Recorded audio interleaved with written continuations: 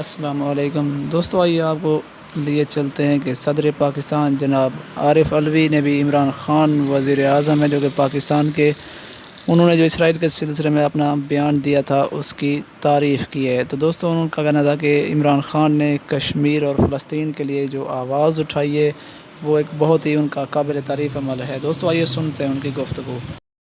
ہر چیز کے اندر میں یہ اس وجہ سے لگاتا ہوں کہ کورونا کی آزمائش سے بھی نکلے، آپ نے محنت بھی کی اور 2.3% گروتھ ہوا، اور اس کے ساتھ ساتھ جناب 280 بلین کا پیکج دیا حکومت نے ایگریکلچر سیکٹر میں، ٹیوب ویل کو سستی بجلی فراہم کی، اور ایگریکلچر سیکٹر کے اندر مینگوز کی ایکسپورٹ اور چیزوں کی ایکسپورٹ بڑھی ہے۔ اب آ جاتے ہیں کچھ چیزوں کے حوالے سے فارن پالیسی۔ میں سمجھتا ہوں کشمیر میں میں پرائم منسٹر صاحب کو مبارکباد دیتا ہوں کہ انہوں نے شروع سے یہ وعدہ کیا کہ میں کشمیر کا امبیسڈر بنوں گا۔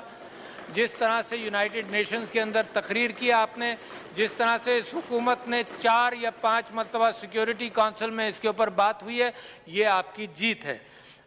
اس میں ہم سب متحد ہیں، اس میں کوئی پارٹی نہیں ہے۔ کشمیر کے معاملے میں سارا پاکستان متحد ہے۔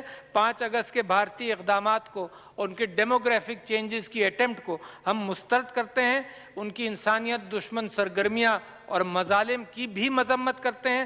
لاکھوں شہید ہو چکے ہیں، ماؤں کی گودیں اجڑ چکی ہیں، مگر ہم یہ سمجھتے ہیں کہ وہ ہمارے بھائی ہیں اور ہم ان کا ساتھ کبھی بھی نہیں چھوڑیں گے۔ اور ہندوستان جو کارروائی مسلمانان ہندوستان کے ساتھ بھی کر رہا ہے اور مائنورٹیز کے ساتھ کر رہا ہے، یہ میں آپ کو تضاد دکھانا چاہتا تھا کہ پاکستان میں آپ جوڑ رہے ہیں اپنی قوم کو، اور ہندوستان میں وہ تیل بھی چھڑک رہے ہیں اور آگ بھی لگا رہے ہیں۔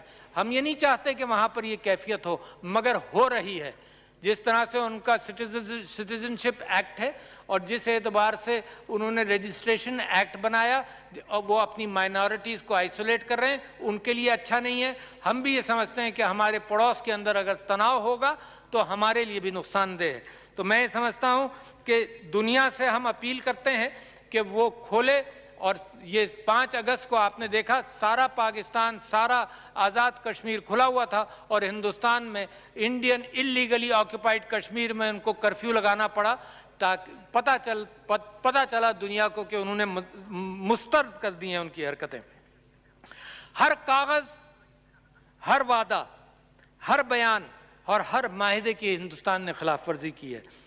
جنیوا کنونشنز کی خلاف ورزی کی ہے، انسانی حقوق کے چارٹر کی خلاف ورزی کی ہے، شملہ معاہدے کی خلاف ورزی کی ہے، اقوام متحدہ کی قراردادوں کی خلاف ورزی کی ہے۔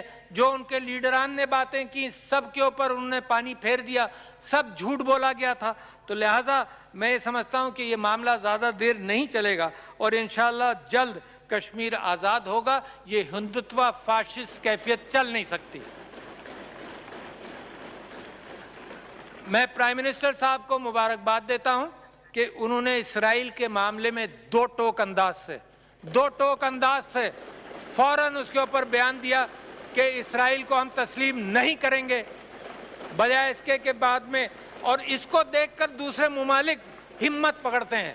اور آپ نے بڑا کلیئرلی کہہ دیا کہ جب تک فلسطینیوں کے حقوق نہیں ملتے، جب تک فلسطین کی اسٹیٹ نہیں بنتی، جو قائد اعظم کا پوائنٹ آف ویو تھا وہی آپ کی حکومت کا پوائنٹ آف ویو ہے۔ تو میں آپ کو مبارکباد دیتا ہوں کہ دو ٹوک بات کی آپ نے۔ میں کشمیر کے معاملے میں ترکی، ملیشیا، چائنا اور آذربائیجان کا شکریہ ادا کرتا ہوں کہ انہوں نے کشمیر کے معاملے میں ہمیشہ ہمارا ساتھ دیا، اور ہماری ان کی دوستی بڑھتی چلی جا رہی ہے۔ سعودی عرب کے ساتھ ہماری دوستی بڑی مستحکم ہے، مستحکم رہے گی۔ ہم ایک دوسرے کی فکر کرنے والے لوگوں میں سے ہیں۔ افغانستان کے حوالے سے صرف یہ بات آپ کے سامنے رکھنا چاہتا ہوں کہ سب سے زیادہ نقصان افغانستان